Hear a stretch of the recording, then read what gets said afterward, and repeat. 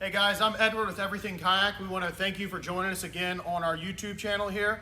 As always guys, subscribe, hit the notification bell if you want a heads up on the videos that we do, and then give that video a like if you enjoyed it. Comment, ask questions, whatever you want to do, just engage it if you want for more information from the video or for the product. As stated, this is the Native Watercraft Slayer Propel Max 12.5. This is the limited edition, which is going to be signified by the 2-layer EVA foam here, where we have the yellow and the black. Dimensions on this kayak are 12 foot 6 inches long. We have a 34-inch beam. The capacity on this one is 500 pounds. Our dry weight is around 95, and our fully rigged weight, they're saying, is about 125 pounds. So let's walk through the boat, see what we got going on here. One of the things we'll see is that little bit blunter bow on this setup with a bit more, not rise, but penetration for that keel that's coming off of that bow right there. One, that's going to help us for our larger transducer hole, as well as kind of push that bow up a little bit in the water. We'll see a rigid carry handle that has got a track piece inside of there and a well out, so you can carry it nice and at least comfortably. You can get that hand in there 2 directions. We're going to see the thread sets here with the protective screws. If you want to do a power pole or a bow mount plate off of here, you have that availability between those threads and this this gear track piece. You can pop that handle off or whatever you want to do there. Coming down starboard and port, we are going to see the horizontal rod tip protectors. They're going to be on either side there, so when you lay that rod down, you've got that option. Hatch, we are going to see a hinged, rigid hatch from these guys. It's going to have a gasket underneath, and something a little bit different in the industry that we're seeing internally here. This is going to be a battery box with a pass-through for your transducer. We pull that off. We have these bungs here that we can match out, whether large or small, to be able to clip on that wire to stop and reduce water intrusion. A little bit of padding to keep that battery from bumping around too much.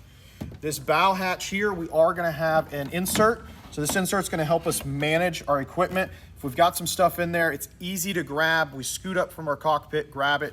But if you want more volume, there's definitely plenty of space inside of that hull where you can put a bunch of gear, stack it in, maybe we're camping or something like that. And then this retainer line's pretty cool because from the seat you can pluck it back and drop it. We are going to see, again, the EVA foam padding on top, gear track or accessory track on either side with the bungee so we can put some gear.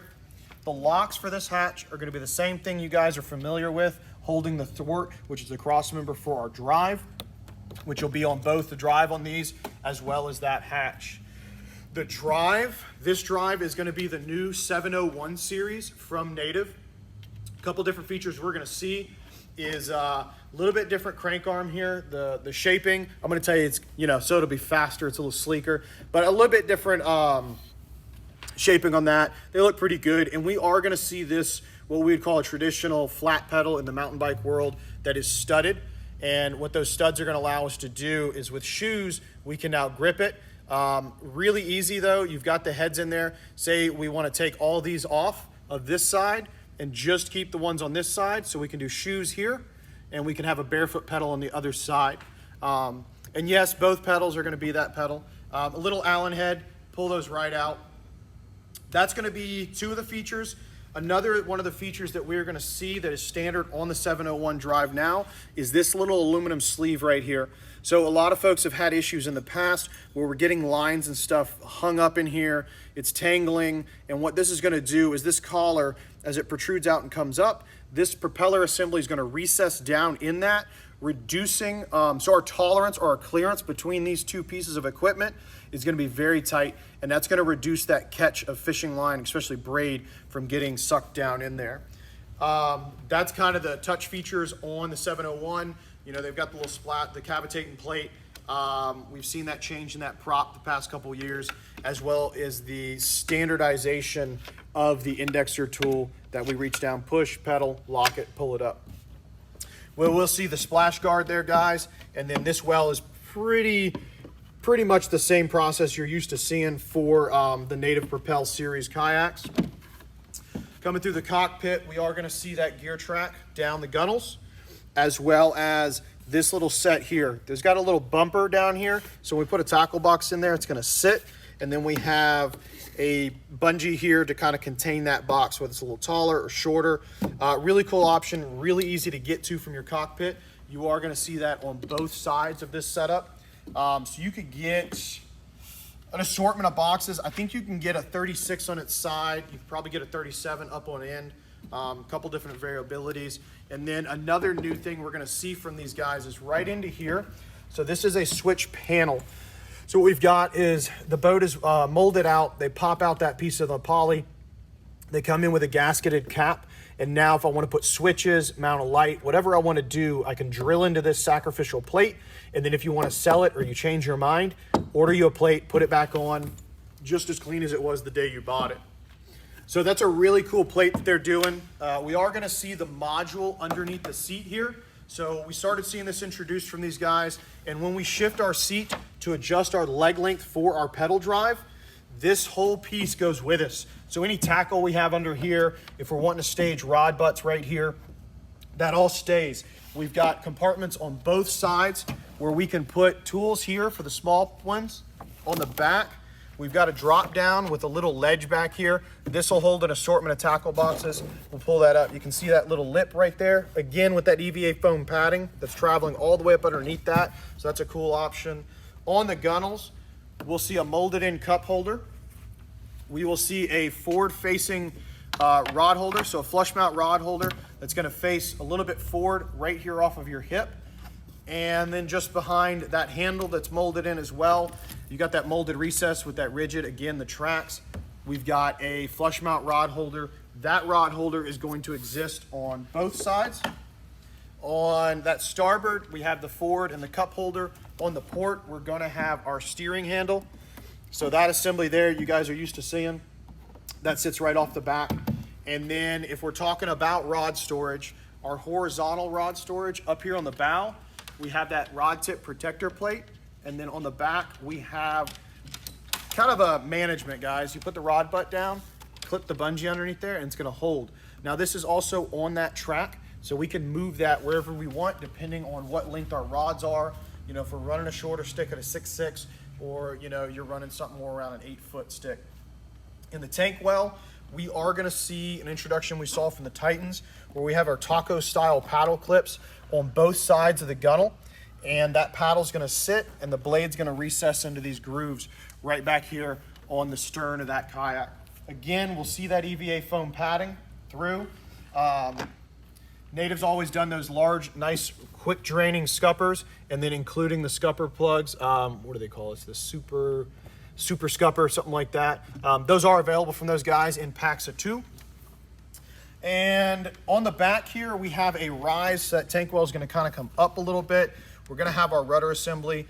We are gonna see a little bit more of that Dacron style, or I can't think of what else they call it. It's a hollow core weave. But instead of that stainless cable, we're gonna start seeing that on these setups. And then we have an access hatch here. They've got a little cat bag in there. So that's kind of nice if you want to throw some things down in there. But you can pull that out. It's gonna give you some access, especially they need it for running the tubes for the rudder lines. If you get crazy one day and pull one of those through, it's nice because you have access, or your local shop has access to get in there and mount whatever they need to mount. From there, down to the stern here, we are gonna see, again, those weld out sections for the carry handles. We are gonna see 2 carry handles on the back of here, as well as, again, they're utilizing that track assembly for the rigidness of those handles with the foam. There are gonna be brass inserts. These are little screws that protect those and keep them safe for you. For doing a power pole base plate, that does line up with these screws as well as the track. And we're gonna see this section right here. I don't know how well you guys can see it. My flip-flops will stop squeaking. This here is opened up so we can drop a T-bolt in and run it off instead of having to unbolt the track and slide them in. It's a really good feature. We are gonna see the drain plug on the back here, on that back corner. And then let's squeeze down here for a minute. We are gonna see a little bit different from the Slayer series. This stern, the way this is molded where it tapers up like this, that's going to, it should increase, it does increase the steering capabilities, the maneuverability of these, because you're gonna reduce that drag against and get more pressure on the rudder blade because you're not pushing against the side of that boat. If you got a little more weight, it's digging in that corner. We try and hip them over a little bit when we're turning, and that's gonna help reduce that drag on that hull and get us a bit more response out of our rudder. So we can sling that around. So that's really cool. I think, oh yes, and then also you're not gonna be able to see it here. The insert for this rudder blade that travels into and locks into the hub on top is metal now. So the blade is plastic still to allow for that flexibility, keep it not as stiff, to keep you from damaging things, but the riser in that assembly is going to be metal.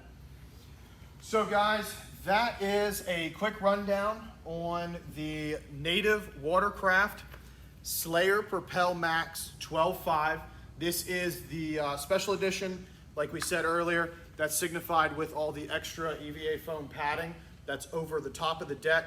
The regular ones are standard. They do have the standing pads and the standing pads in the cockpit here. For the other models, it is just a standard black. There's no offset with this yellow color. So again, guys, this is 12.5, so it's 12 foot 6 inches long. It is 34 inches wide. It comes out at a dry weight of, they're saying 95 pounds, a loaded weight of 125 pounds, and has a capacity of 500.